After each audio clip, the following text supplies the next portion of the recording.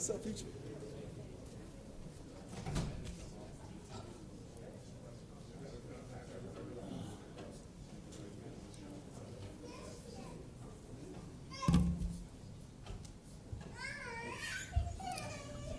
Good afternoon, everyone. I appreciate everyone showing up for this wonderful day. This is a historic day for the Denver Broncos and all our fans out there in Broncos country.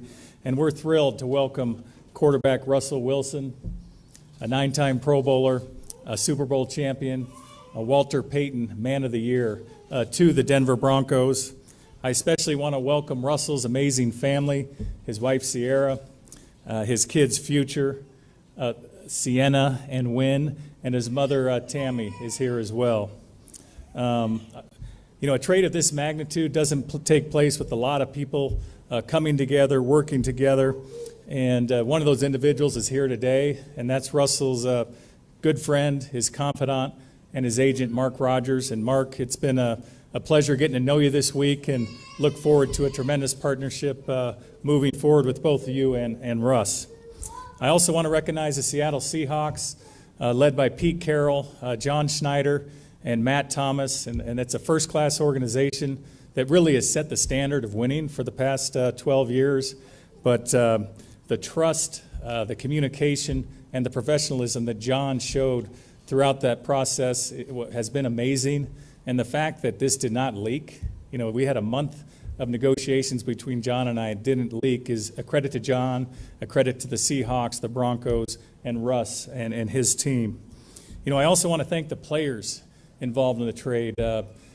Drew Lock, Noah Fant, Shelby Harris, really good players on the field, even better people off the field and in the community, and we're really going to miss them, but wish them the best in Seattle, and I know they're going to have great careers moving forward. It's if you know me, it's tough to trade a lot of picks. 2 number 1 picks, 2 second-round picks, and 3 really good players.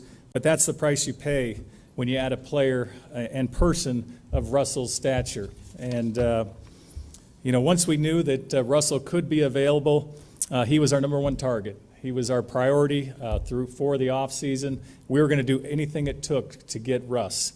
It's just unique that you can trade of a quarterback, a franchise quarterback in his prime, and we just felt we had to take that chance. And just watching Russell this year, once we realized he was available, you dig into the tape, he has elite arm strength, elite accuracy. We feel he has the best deep ball in the NFL. And then you watch him off schedule, and his eyes and his instincts and the playmaking ability. And, the it factor that all the great quarterbacks Russ has. He's the best in the biggest moments. He's best, in the end of the game to win the game. And then the durability he's had throughout his career is unparalleled. He started the first 165 games, if I'm not mistaken, which I think is 6th most by a quarterback in NFL history. But the thing that really sets Russell apart is he's a winner. And no quarterback in their first 10 years in the league has won as many games as Russ. And here we are, we're bringing him to a team that is talented, that is hungry, that just needs to learn how to win, and we feel like he's going to get us to where we need to go. I've had an opportunity to talk with Russ, over the last 10 days or so. I've never met anyone who's completely obsessed with winning as Russ is. And not only with winning, but the process of winning and the work that goes into it. You watch him and Coach Hackett in a room, and I can only stay for about a half hour, and I got to leave. But he's also obsessed with helping others and has a championship legacy of serving in the community. And I know he and Sierra and their family are going to do great things in the Denver community. Obviously, it's been an exciting time. There's a lot of juice. There's a lot of energy in the building. But nothing's guaranteed, nothing's promised. The work starts today, and it's going to take all of us. It's going to take Russell, his teammates, it's going to take Coach Hackett, the coaches, myself, the entire building to come together and work in partnership to get to where we need to go. And, it's not going to be easy, but we're going to embrace it and the opportunity and the challenge. And I know we're going to get there and look forward to it. And with that said, I'm going to turn it over to Coach Hackett to say a few words.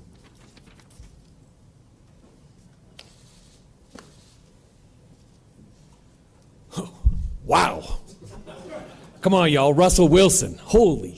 Very exciting. I look at it as, somebody asked me when we were at the combine, what do you look for in a quarterback? And I said that tough, smart, accurate, athletic. I mean, go into the dictionary and you'll see Russell Wilson there smiling with the big old smile, because that's who he is. I mean, George hit on all of it. I mean, you're 100% right. Just his durability, his accuracy, the deep balls. I mean, we're going to be throwing that thing down the field. And that's so exciting. It's so exciting for everybody. And it did take a lot of people. It took everybody in this building. Thank you for everybody.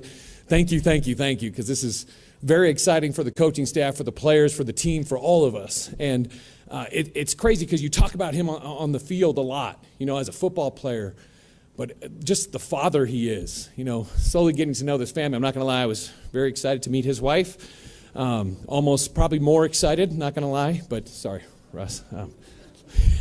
And the family. But just as a man, as a father, I mean, he's an amazing person. And, I'm truly honored. I'm so lucky to be up here again in a suit in front of y'all. So excited to be part of this journey with the Denver Broncos, with all these guys on this team. So without further ado, so much has been said. Let's introduce number 3, Russell Wilson, starting quarterback of the Denver Broncos.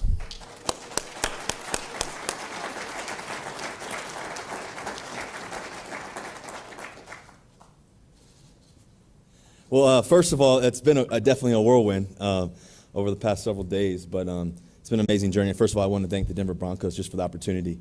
Every day I wake up, you realize that, playing this game is a gift. It's a gift.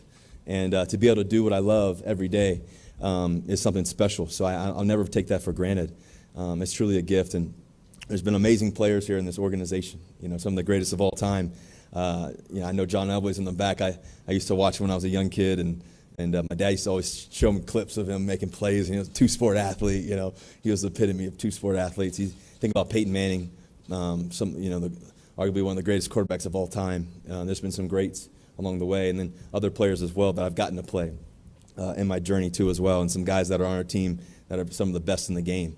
So it's a true honor to be here and to be a Denver Bronco. It also means a lot to me. I'll give you a little background. It means a lot to me because, I got drafted in baseball June 8, 2010 by the Colorado Rockies. And the next day, my dad passed away. And it was one of the hardest days of my life because it was the highest of the highest, the lowest of the lowest within 24 hours. And how the Colorado Rockies organization took hold of me, took care of me. Billy Schmidt, some other greats, Jay, a lot of other great people in this community. Really took me on their wing, and it really meant a lot to me along the way, knowing that even though it's a hard time, people supported. I remember my locker being between Todd Helton and Tulowitzki and some other greats, and Matt Holliday, different people, Cargo. So I was fortunate to be around some amazing people, and this city has meant a lot to me even from back then. But obviously there's another city that has meant a lot to me, meant the world to me over the past 10 years of my life, and that's Seattle. Seattle Seahawks have been everything to me. I was drafted on April 27th of 2012, and my dreams really started becoming true then. And there's really a few key people in that journey. First of all, obviously the late Paul Allen, who gave me the opportunity, who gave everybody there an opportunity to play the game. And he's done so much in the world. And obviously Jody too, and the two of them have meant the world to me over the past 10 years, my family, Sierra and I. It's meant a lot. Obviously Pete Carroll. Pete Carroll was a coach that always chewing his bubble gum, always believed in the fourth quarter comebacks with me. A guy that I always believed in too as well, and we've had amazing moments, amazing conversations, amazing days together, so many amazing times. And Pete obviously, he's a Hall of Fame coach in my opinion, and he's been an amazing person along the way with me. And then there's obviously John Schneider, who's a guy when I was playing at University of Wisconsin, the Big Ten. He was chopping it up in the bar with my brother after we won and beat Michigan State. And he was chopping up with my brother in the bar and talking about how he would one day maybe want me to be his quarterback. And so those two guys have meant the world to me. And then I have so many amazing other people, obviously coaches along the way that have meant the world to me. From offensive coordinators like Bevel and Shoddy to obviously Shane Waldron, who I think is an amazing mind. The quarterback room. I remember Coach Tater. He taught me about the daisy chain of life. He taught me about how to take every day and simplify the game, and that was a beautiful thing for me. So many other great people along the way. I have a long list that I could go through in terms of coaches, but our rooms where we'd have our prayer sessions and just talk about life, not just the game plan, but talk about life. Dave Canales, Austin Davis, a lot of other people, the quarterbacks I've played with. I know Geno Smith, you meant a lot to me along the way, so many others. But anyways, I think that room was always a special room. And it was always because it was about the work and about people. And I think that we always took dedication to that. But I also have had some amazing teammates too as well. I think about the first day I ever walked into in my first draft, we had the rookie symposium, and the first thing they do, they walk onto stage and they tell you, what does the NFL stand for? And we're like, National Football League? And you're all looking left and right, and no, it's not for long. And I remember Robert Turbin and I being roommates and talking about how one day we were going to break records, and one day we were going to do special things and win a Super Bowl and maybe hopefully more.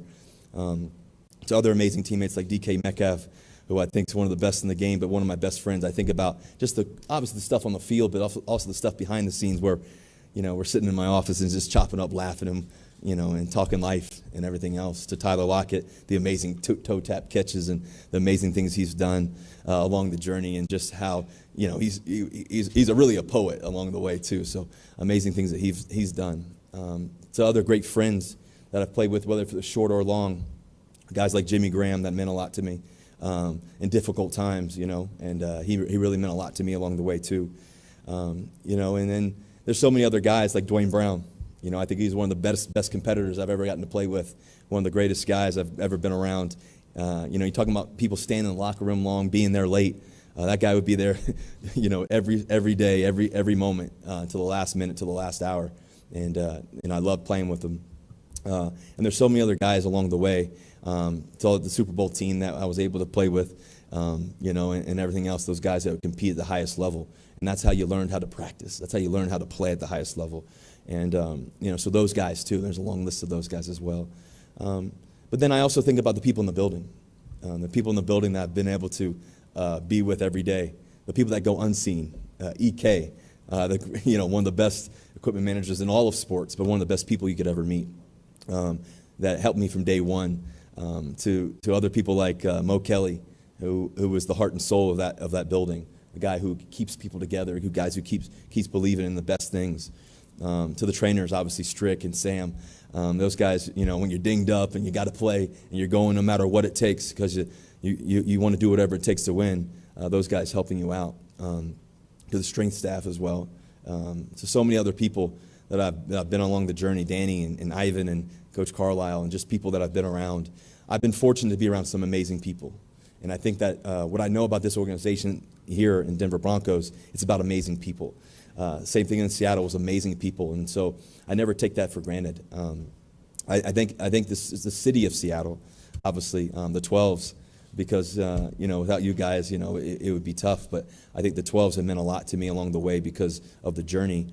And, and then ultimately, all the kids we got to see, Sierra's sitting up here in the front, but, our foundation with Why Not You Foundation, all the kids we were able to see and impact in that community really meant the world to us every day. Even on the hardest days when stuff is tough, to be able to know that you can be an inspiration for somebody. In this game, God gave me a right hand for some reason to be able to throw it deep to Tim Patrick back there or Court Sutton or KJ or anybody, whoever it may be. He gave me a gift to be able to throw the ball. But I used that gift to hopefully inspire somebody else. And then ultimately, I just thank God. I thank God just for giving me the opportunity to play this game that I love. It's an amazing gift. It's an amazing, amazing gift every day. And then I have a few people up here in the front. Charlie Martin is the one who blocked on the backside for me against the Tennessee Titans in my first preseason game. And I dove in the end zone, and that's when the party started. And caught a touchdown against the Kansas City Chiefs for me. To my mom, obviously, Mom, you've been a rock star for me, just keeping my faith. She sends me a scripture every morning. I mean, it's this long, and I love it because it's really about just being able to live with a full heart every day in the Spirit. And then my brother, in the backyard where we used to get to be able to play and battle. You taught me how to compete. You taught me how to win. You taught me how to go. And then to my beautiful family, Sierra, I love you. You're a queen in every way. You've helped me in every way in this transition of the past 10 days, which has been difficult but also been amazing. And in the Bible, it talks about old wineskins versus new wineskins. This is the new wineskins. This is living in the new. And I'm excited to live in the new. And the old was really good, but man, I can't wait for what's new. And I'm grateful for you. And then future, man, you're my guy. You hitting home runs, winning trophies, running home run derbies, and dominating flag football to Sienna, being the little princess that you are, to win. I don't know where he is. He's probably scrambling around. That's how you learn my scramble modes. The last thing I want to say is just to the Denver Broncos, the Broncos country. This is a gift for me. I'm grateful to be around such amazing people. Obviously, George, over the past few days, getting to know you, it's been a whirlwind, but it's been amazing knowing that you're about winning just as much, and you're about these guys and helping all of us players and this whole organization be at the highest level. And that's what it's about. And the rest of the executive team, obviously, Joe, I've been able to meet you. I mentioned John Elway as well. But then Coach Hackett, it's been a joy to get to know you, your passion, your energy, your focus, your desire to be around the best. You're telling me stories about your dad, being one of the best, if not the best, quarterback coach of all time, and coaching some of the best, and you growing up, being 12-year-old, being around Joe Montana and such. Those kind of stories are inspiring to me because I love the history of the game, and Broncos country is about the history of the game. And I'm excited about it. I'm excited about wearing the blue and orange. I'm proud to be a Bronco. It's an honor. It's a gift. I'm super excited about it. I'm super excited about winning. I came here for one reason. And that's to win. And that's what I believe in. So every day, what you're going to get from me is that mentality. You're going to get that juice. You're going to get that energy. You're going to get that focus. And we're going to do it together. All the guys back there, we're going to do it together. That's what it takes. But we're here for one thing, and it's to win. It's to win at the highest level often. And I'm excited about it. I'm excited about the journey. And Broncos country, let's ride. All right, guys, we'll go ahead and start with some questions for Russell only at the podium. After that, I'll take a seat. We'll open it up then for questions for George, Peyton, and Coach Hackett. As Russell gets to know everyone, please state your name and affiliation prior to asking a question. We have wireless mics on both sides. We'll come find you. And we'll go ahead and start with Ryan O'Halloran. Hey, Russell, Ryan O'Halloran, Denver Post. You said Ryan? Not much. Yeah. You had that no trade clause. What was it about your meetings with the coaching staff, the organization, and also the talent on the roster that said, hey, this is the right time for a change for you? Yeah, great question. I think along the journey, when I found out the trade was going to possibly happen here, and then they had agreed to terms, that was kind of the time that I had to, figure out what was next. And I think that I ended up coming here, flying here, and meeting with George. Kind of the first time I ever got to be around him. I've seen him on the fields. I think he was the Vikings before, but I've seen him on the field before. But you got to talk to him and be around him, and his focus level and what he wanted to do and their plan. Obviously, Coach Hackett, to be able to talk to you, to just talk about how you saw football, the philosophy of it.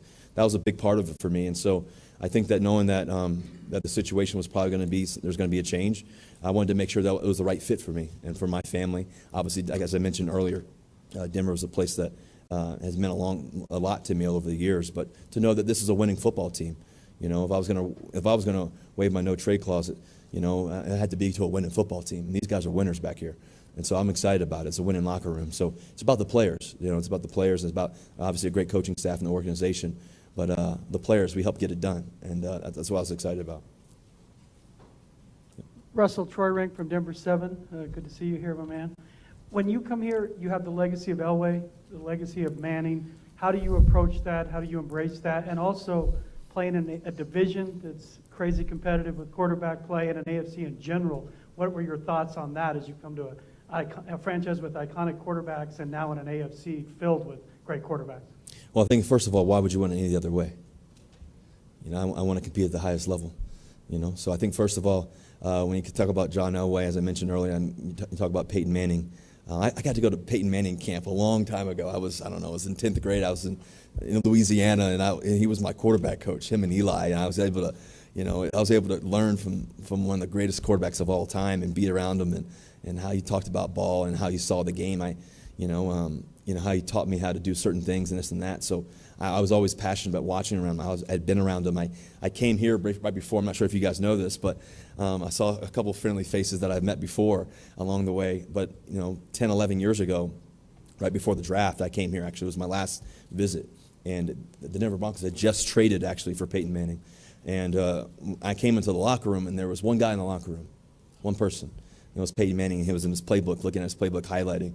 And I walked up to him about halfway before I got to him. He kind of stood up and don't I know you from somewhere?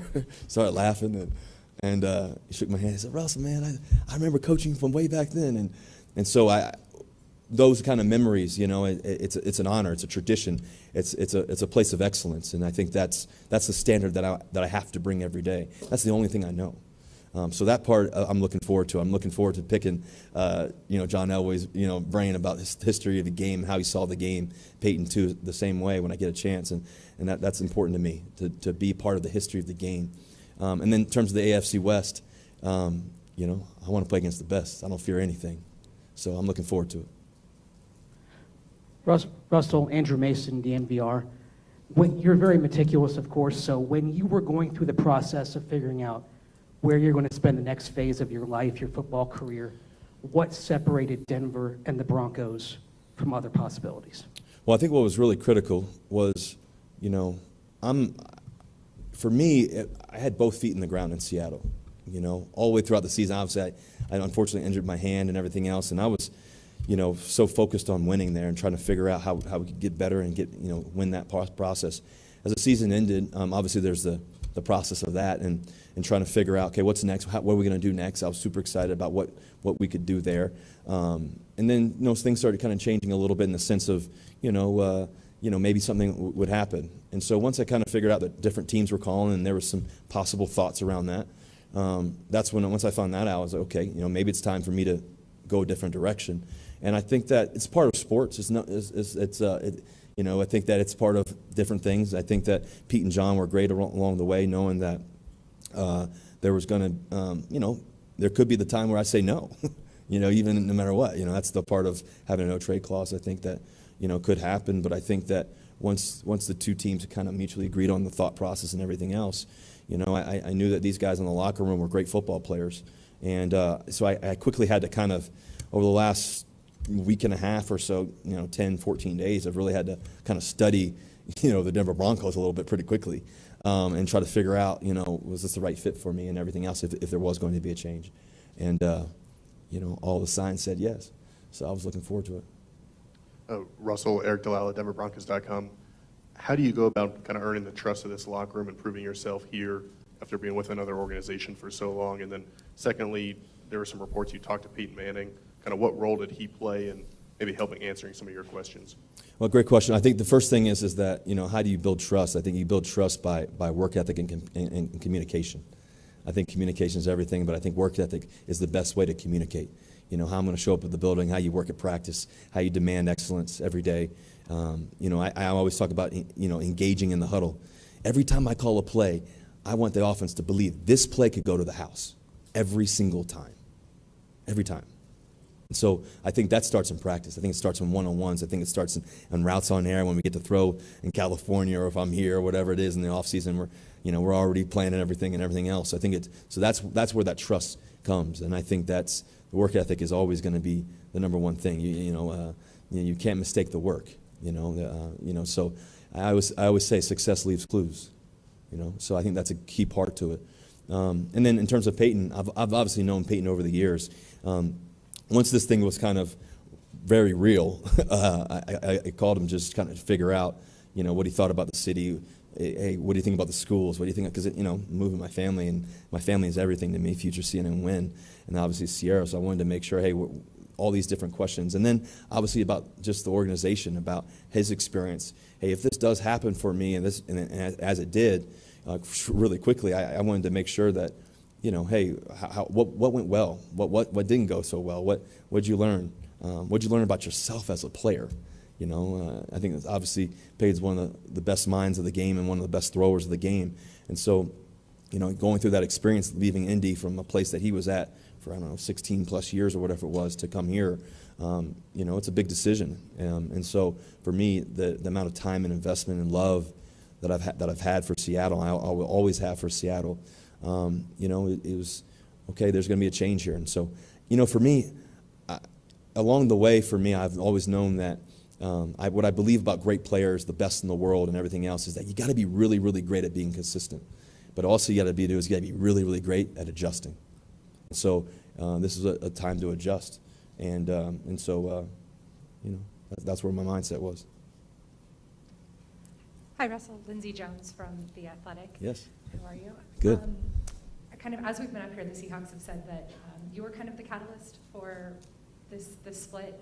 Sorry, can you say I it said again? that while we've been talking, the Seahawks have put out a statement where they said that you kind of initiated this. Why was it that you felt that it was a time for change, and when did that feeling really start for you? Yeah, I didn't initiate it. It was definitely mutual along the way. There's definitely been a lot of conversations. It hasn't been I initiated anything, but it is what it is. I'm happy to be here. That's all I know. Obviously, I'm happy about the 10 years I've had, but I think that it's we'll have to read about it later. We'll have some fun maybe with my book one day. We'll have some good stories. Last one for Russell at the podium, Romy B. Russell, Romy Bean, CBS Denver, welcome. You were just talking about demanding excellence. So I'm curious, can you describe your leadership style? And then when it comes to leading a locker room, what do you demand from your teammates? What do you have to see from the guys that you're in the huddle with? I think the first thing is knowledge of the game. This game's about intellectual processing. How fast can you process what you see, what you know, and what you've studied?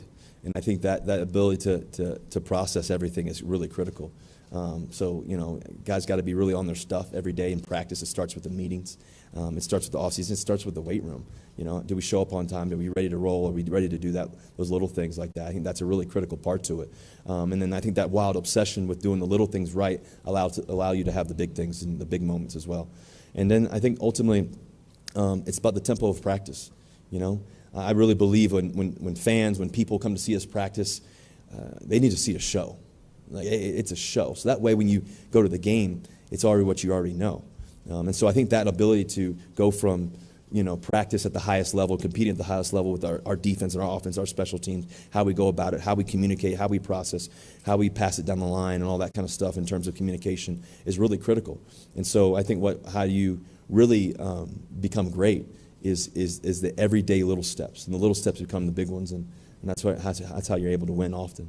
Thanks very much, Russell. You can have a seat Okay, up thank you. there. And now we'll open it up to questions for George Peyton, Coach Hackett, as well as any follow-up for Russell.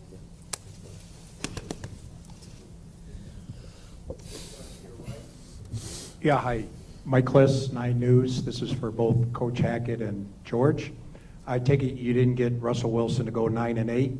Expectations are a little higher. What are your expectations for each of you? And how will each of you address those expectations? I mean, in the end, it's about competing at the highest level at all times. I mean, we want to win. Just like Russell said, that's what we're here for, is to win as many games as we possibly can. We know there's going to be some adversity on the way. It's hard to win every single game, but it's about getting to the playoffs and having a chance to get into the dance. Yeah, Mike, expectations are always high in this league, and it's no different here with acquiring Russ or the players that we acquired the last couple days. And it does no good about talking about it. We just need to put in the work, and good things will happen. Russell, welcome to Denver. I have 2 questions for you. When you step back and you look at what you want to do here, what legacy do you want to leave as a Denver Bronco, and how many years do you want to continue playing? Yeah, my goal is to play 10 to 12 more years and hopefully win 3 to 4 more Super Bowls. That's the plan. So I think that's the mindset.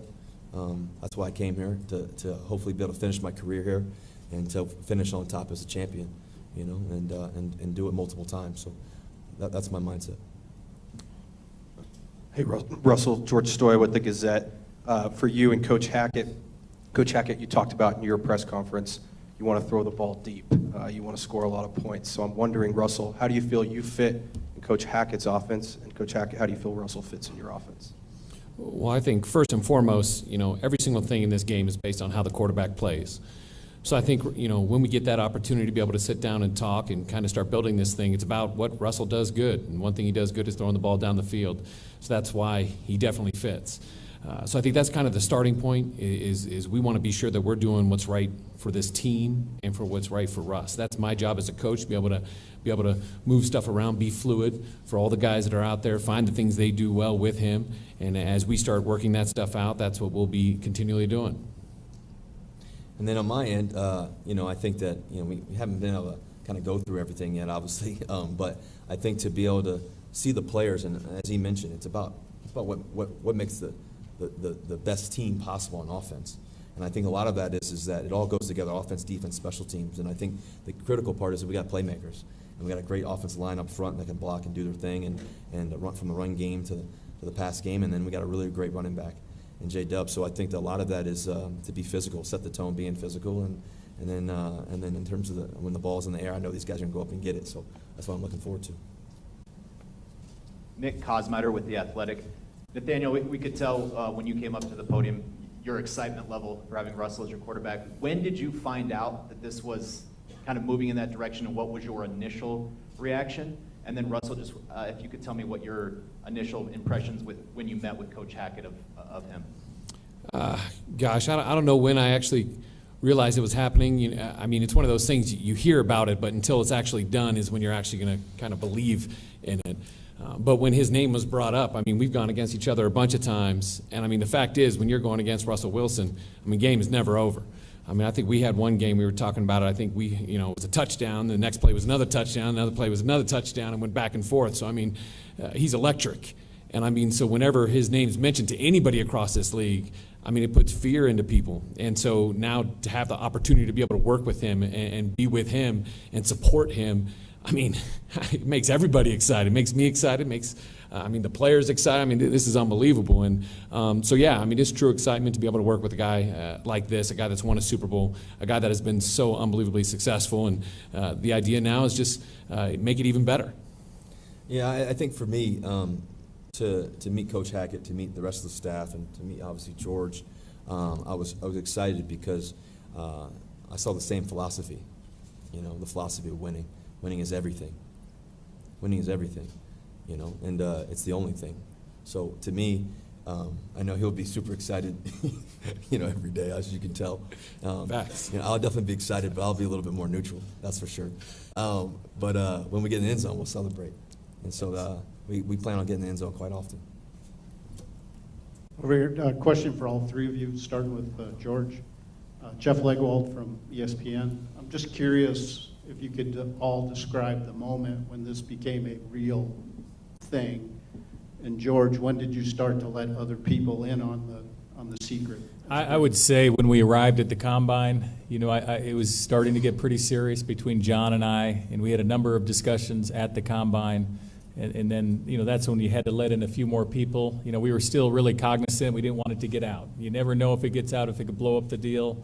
And so, again, I credit our organization, the leadership group that knew, the inner circle, that kept it in-house. And so it started getting serious at the Combine. And once we left the Combine, I knew we were in striking distance, and flew home that night on a Sunday and just kind of, sat in the office and just thought how we could close the deal, and talked to John Snyder that night, and then the next morning we closed the deal.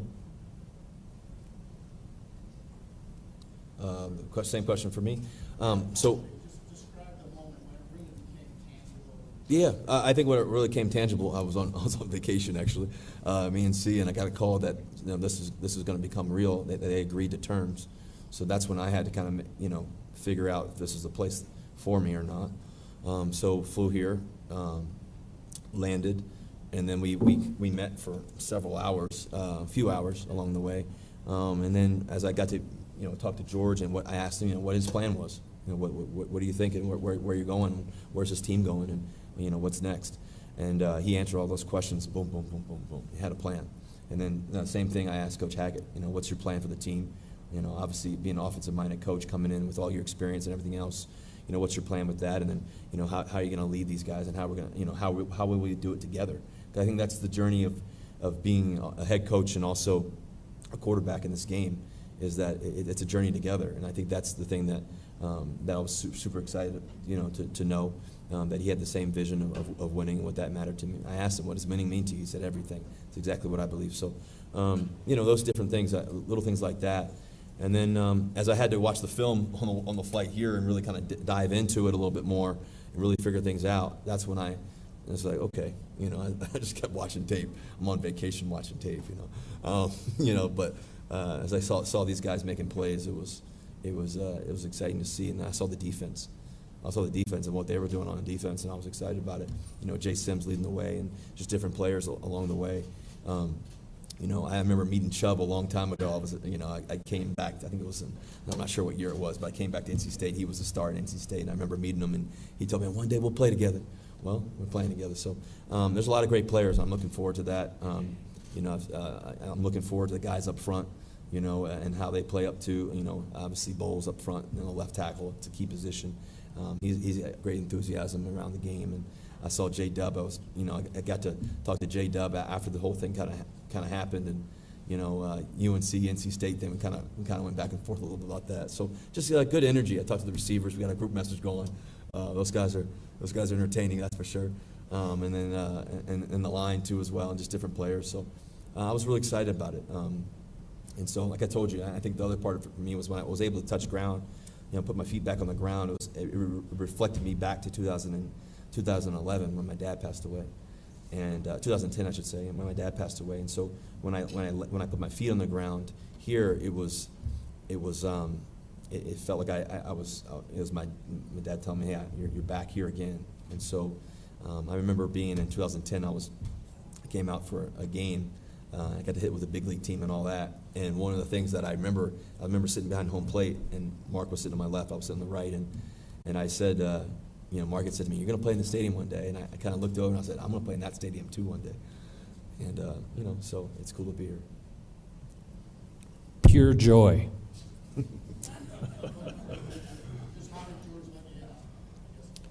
It was one of those things. It was kind of talked about it. I think at one point he brought it up. Would you be interested? And explicit, yes, very much. I don't think he said yes. No, yeah. I think he said F yes, very loud. Yes, yes. And then, again, personnel, people are always like, well, just double check, and started looking at all the tape. Yeah, I wanted him to watch the tape. He said, I don't need to watch the tape. He's kicked my ass many years. And I said, no, you when just you go won't. against him all the time, you live it and you don't like it. And so I think, looking at it again, it's, oh, yep, look at that play. Oh, look at him do that play. Okay, yes, what else? So I think that, it was just pure joy, excitement, you name it, that's what was felt. George, Eric Goodman with Mile High Sports Radio. As you know, the best GMs don't just think in the present, they think a year or two out. So going back to last year's draft, I know you wanted Pat Surtain, but there were other quarterbacks who were available. Did you look at the landscape a year ahead saying there could be a possibility to maybe get Russell or somebody else in a trade? Did that factor into your decision with last year's draft? Yeah, that's a good question. Last year's draft was about Patrick Surtain, and our whole building fell in love with him, and we were going to take him no matter who was there, and we thought he was, one of the better players in the draft. But when you're in my position, you're always thinking ahead, and but at that moment right there was about Pat. I would say this season when we made a trade, we traded Vaughn. That wasn't an easy trade. But we knew, that the picks we got back for Vaughn could help us maybe potentially down the road to get a quarterback, to get whatever. It's just, I've always talked about flexibility in a draft, flexibility in an off-season free agency. And so we had that flexibility to make a move if we had to, and then this really softens the blow of the picks we gave up. We have 9 picks. We have a second, 2 thirds, 2 fourths. So we can do whatever we want still and feel really good about it. Russell, it's Sam Farmer of the Los Angeles Times. It's my understanding that you, in your process, watched all 17 games and broke those down and even referenced the preseason with the Broncos. Was it important for you to know this team 1-53, and did you actually watch the preseason? Yeah, I watched the preseason. I'm a little crazy. But I wanted to watch the preseason because I wanted to see some of the younger guys who maybe got injured or maybe got hurt or whatever their situation was. Maybe they didn't get to play yet. Maybe they were behind on a great player, whatever it may be. I wanted to see some of those guys. But then also, too, I think a big part of it was I wanted to watch the full games because the full games tell you everything. Full games tell you the situational football, what went right, what went wrong. I think that when you're on the verge of winning, like this football team has been, and when you're on the verge of winning, well, there's these game-altering plays. I call them gap plays. There's 3-4 plays within a game, maybe just 1, 2, that change the game and the situational awareness of that. And where did the game shift? Where did the game change? And I think that was a big part of it for me to figure out, what have been the strengths and what have been maybe the areas of improvement. And I think a lot of that was a key part for me to understand and watch and process all 17 games. So I've watched all 17 games now at this point. Since the moment I figured out this was going to probably happen, I don't know, last week at whatever point that was, I probably watched all 17 games 2 or 3 times almost now. So I think a lot of it is just, you know, doing what I love, and that's watching film, studying it, and seeing what guys are really great at, you know, and then figuring out what's, like I said, the situational awareness is everything to winning a game and to winning often. So I think that was a big part of it, you know, for me. Russell, Sean Keeler of the Denver Post. I know you and your wife got to meet some folks in the community yesterday, get around and get a lay of the land, meet some kids as well. I'm curious what kind of feedback you've already gotten from Broncos country now that you're here, and obviously you knew some folks from a decade ago on the baseball side, and if you can appreciate the hunger that those folks have, the expectations and the excitement they have for you being here. Well, you know, Sierra and I were able to go to the Children's Hospital yesterday. We landed yesterday, late last night, like 1 o'clock the day before. So basically that morning, yesterday, and we got in, you know, super early, and then we went to Children's Hospital around 9:30. You know, and it was amazing. You know, just to see obviously to see the kids, to see the energy in the building. There's so many people at the studios, you know, watching us, and we were able to read our book, you know, Why Not You book, to the kids, and just talk about life and talk about just believing. Sierra always gives amazing, wise words to the kids, and it's just an emotional experience. You know, the thing that I've realized over the years, and you know, my dad unfortunately passed away. I was always in hospitals. My mom was an ER nurse. She lived in hospitals. We had to, unfortunately, have to live in hospitals in a way because of my dad being sick. And what I understood was that it takes a village. It takes everybody. It takes everybody. And the rooms where the kids overcome cancer, or they overcome situations that they're battling or facing, you know, the first thing is the family and the loved ones that are there. And some kids have tons of family members, some have none at all. I've been in rooms where nobody's ever there. I've been in rooms where there's 12 people there every time you walk in. There's five family members. There's the one girlfriend that's always there for them, or the one mother that's single mom that's got 2 kids in the children's hospital because they both have cancer. You know, I've seen it all. So I think a lot of it is, you know, I remember memories of guys like Milton Wright who had cancer, and they told me he only had 12 to 18 hours left to live. And Dr. Mike Jensen telling me, hey, there's a chance, and the nurses tell me there's a chance if we do T-cell therapy. I asked them what T-cell therapy is. They told me they put it in, they take the T-cells out of the kid's body, regenerate and re-energize them, put them back in the kid's body. Within 2 weeks, hopefully the kid's cured. We don't know if it'll work or not. And so I went back in there and told them, hey, why not you? If you do this and it works, if you do this and it doesn't work, you won't remember. He started laughing and said, if you do this and it does work, you'll be a legend forever. And he got up and said, hell yeah, I'm doing this. Well, you know, why not me? And he walked out of it. And so those kind of memories, those kind of miracles, and those kind of moments, and all the amazing doctors and nurses and people that give and help with the research, it's everything. And so for Sierra and I, going to hospitals and going to children's hospitals and helping the youth is everything to us, because we have 3 beautiful kids, and you know, and the reality is that, you know, you never know.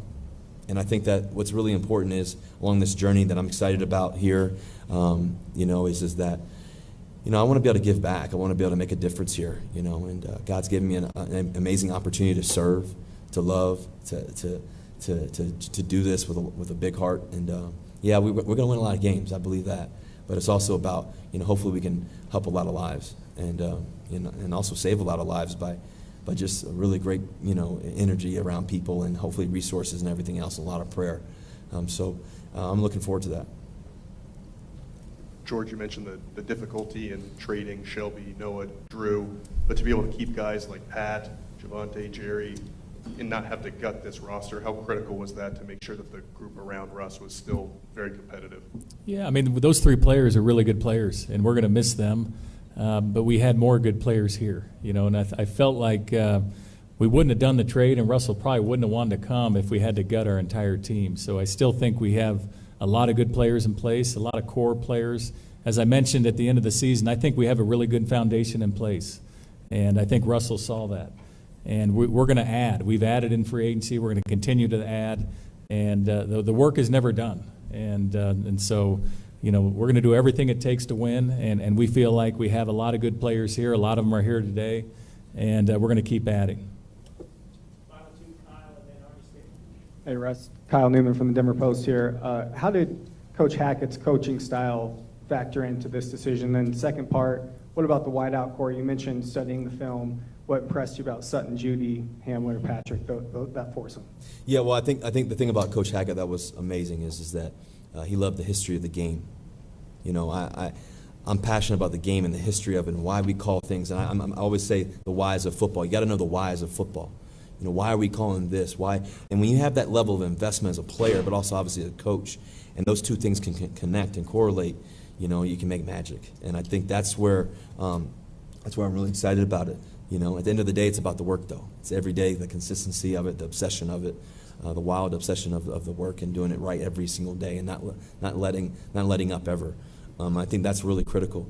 But I think I think the big part of this game and to be able to learn this game as players and everything else is the ability to teach, the ability to explain, the ability to verbalize what you want, and then also paint a picture for them. And the same thing as a quarterback. You got to be able to paint a picture every play. You know, I want to paint a picture every play. You know, anytime I step in the huddle, it's not just I'm just giving a play. It's the play. It's the only play. It's the only one right now. And so I think that marriage, that thought process of it between me and Hack was really there, you know, from the jump. And then I think watching the wideouts, man, to see these guys, to see Tim Patrick attack the football against the Cowboys, to see Cortland Sutton dive for the ball and a go ball, you know, against the Steelers. To see Hamler, you know, battle through all the things he's been battling with, and to know that he wants to still get work, even though he's been dinged up, but he's getting back. You know, that's passion to me. To see him run, you know, in the preseason game, track down balls, it's been cool to watch, and so much. And then you think about Jerry Jeudy. I think he's a star, you know, and I think that a guy who can get open, who can kill guys at the line, can match up against different guys, can go attack the ball and snag guys off the head against, I think it was the Jets. You know, just different players, different things that he's been able to do. And then to watch the running back not get tackled. I mean, it's always good when a running back doesn't get tackled, right? So that was fun to watch. And then I just like watching the guys up front, you know, how they've battled. You know, they battled. You know, Bowles, I think, is one of the best pass protectors in the game, and how he can block. Reisner brings, you know, great energy. I mean, as he's pancaking guys out there. Cush is smart as can be. I can tell in film and how he's directing everybody. Q over there, I mean, he's coming against the Cowboys and just killing them over there, crushing them. And while Javante's taking off, and then I think, you know, in terms of all our tackles, you know, we got different guys playing that position now. So I'm excited. There's guys on our team, so I'm excited to see what's going to happen here. And then, you know, you got AO playing tight end that can really, you know, make guys miss and do some special things. He's pretty shifty. So, and I'm sure there's some other guys I'm maybe possibly leaving out, but I think that I'm excited about the team. I'm excited about the group of guys. And I know to be able to win it all, it takes a group effort. It's not just one side; it's all sides, and how we do it all together, and how we marry everything up together to help and complement each other. Hey, Russell, Arnie Stapleton from Associated Press. I have a quick two-parter for you. Number one, do you feel you need to prove anything to yourself or anybody else as you change conferences mid-career, you coming off the hand injury, anything like that? And then number two, I know you've faced DJ Jones a lot in your career. What would it be like now to have him on your side and not have to face him? Well, I'm gonna go to DJ first, because DJ, man, he's a battler, man. He knows how to get to the quarterback. I think to add him, good job, George. I think to add him is pretty great. He knows how to get to the quarterback. He can stuff the run. He's aggressive. He'll chase after you. He never gives up. You know, so to add him, I had some nightmares against him against the 49ers. He's a tremendous football player. And then in terms of coming here and trying to prove everything, you know, the one thing I believe is every day you prove to yourself. Prove to yourself. I'm not trying to impress anybody else. I'm trying to please God, to do what my gift is, and then ultimately to use my talents at the highest level. And there's a parable of a man who has 10, 5, or 1. You know, different talents, 10, 5, and 1. I believe I have 10 talents. I want to use all 10 of them. And so every day, I just want to sharpen my tools. Every day. And, you know, so a lot of that is trying to be a great leader for these guys, and also a great communicator, to love the game, to be passionate about the game. That's the number one thing, I think, to me. And then ultimately is love what you do. You know, when you love what you do, you're never working. So for me, I'm excited about it. Like I said earlier, winning is everything. You know, winning is everything. It's a process. It's a journey. It's dedication. It's commitment. It's sacrifice. It's it's relentless sacrifice.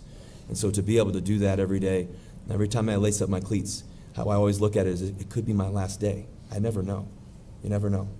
And so if every time I walk on the stadium and I lace up my cleats and I walk onto a visiting field or home field, what I always say to myself as I'm walking the field is this will be the last time somebody sees me. This could be the last time somebody sees me play. And how do I want them to remember me playing? And so no matter what the score is, no matter how much we're up or how much we're down, and we got to come back because we're never really out of it, just so you know. What's it going to take?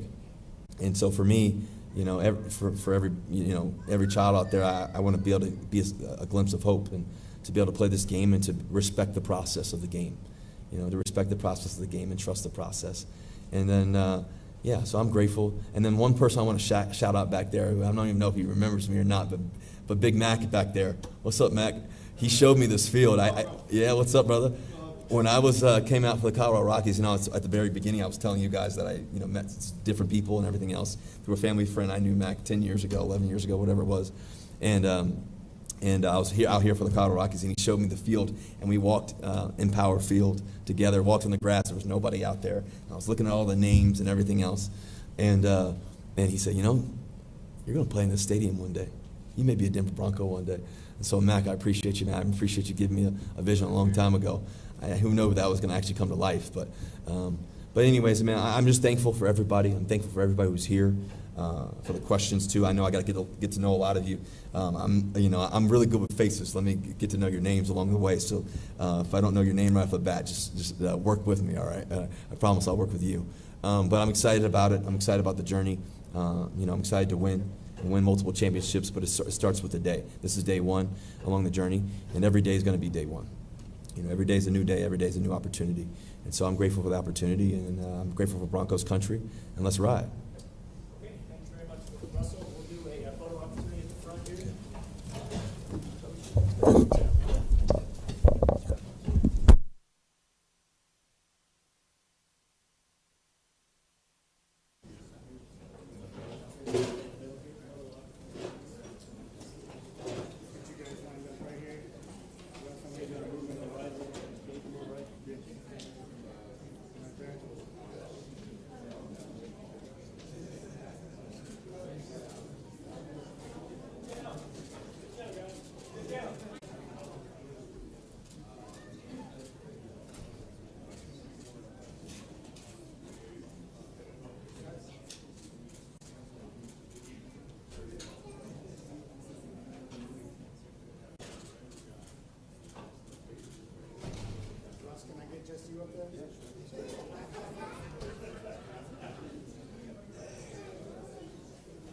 Well, there you go. So do we have to put a suit on for anything else? We're done for game day. Oh yeah, you have a suit.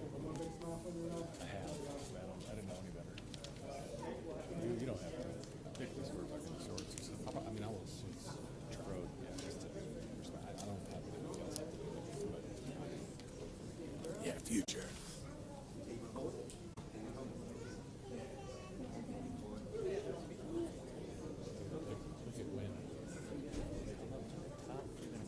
Sit there, talk to Dave, move in on that, and that's it.